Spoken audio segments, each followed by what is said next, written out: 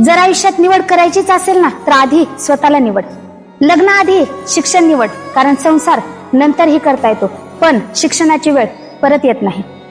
Makeup पेक्षा आत्मविश्वास सुंदर असतो. महाग कपड्यांपेक्षा पुस्तकं जास्त श्रीमंत बनवतात.